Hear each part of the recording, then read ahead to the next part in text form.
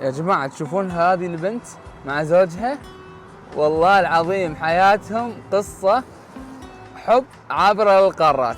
تعالوا نشوف نسوي معاهم مقابلة نشوف شنو موضوعهم. السلام عليكم، كيف الحال؟ شو اخبارك؟ الله يسلمك، طول لي عمرك، عساك بخير. اهلا وسهلا. العفو العفو والله. شو اخباركم؟ عساكم بخير. ممكن اسوي معاكم مقابلة؟ العفو والله انا ما ادري بالغلط والله. اوكي ممكن ادخل داخل لانه قاعد تمطر الدنيا يا جماعه. ندش داخل. اول سؤال عندي، شلون تعرفتوا على بعض؟ خليت اهلي يحجون ويا اهلها بس هو من هذا الشيء يعني احنا اهلنا اصدقاء، يتابعني على الانستغرام سنه كامله، هو يرد على الستوريز مالتي وهيجي انا ما كنت اجاوب. بعدين هو يعني يوم واحد يجي انه شكرته راسا قال لي انا كلش معجب فيك.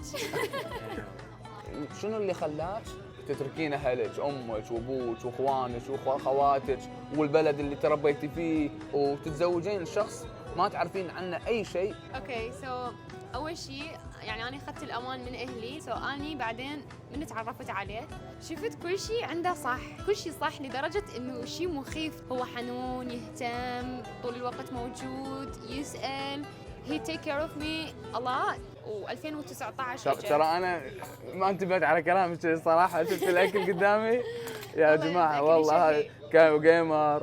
شوف بالله عليك، باقي له بالدهن يعني صدق حلو. ادريس، عمرك اكلت باكا من قبل؟ انا احبها الباكر وايد اكلها. ها منو علمك عليها؟ كانت امي تسويها، بس من رحت للعراق خالتي امك ايه سوتها كلش طيبه، فتعودت عليها، صرت اكلها كل اسبوع. انت طبعا ماكله كل شيء. انا مجربه كل شيء. انا مجربه كل شيء. خلى على الباقله يعني هو اللي يعطي طعمه. حطي ليمون بس على صوبك ها. ايه ويا باقله. هذه البغداديه الاصيله يا جماعه. شوف لازم لقمه هيجي ايه وتاكلها. يلا اكلي يا والله. الاكل شوي عم ما يحتاج تتعلمها شلون. يا جماعه انتم صدقين احنا قاعدين بكندا بالمنصوره هسه. الباقله بالدهن هم مسويها بدهن الحر وطعمها كلش صاير اكسترا واطيب. العراقيين يعرفون عن شنو دا احكي. يا جماعه اول مره اقول لك اجرب الباقله بالدهن، الباقله طاحت والله الدهن.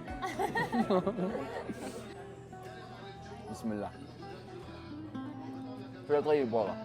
فرصه سعيده تعرفنا عليك وقعدنا وياك وكلش استمتعنا. اهلا وسهلا، حياكم الله. الله يسلمك. يلا نشوفكم فيديوهات ثانيه ان شاء الله. يلا مع السلامه.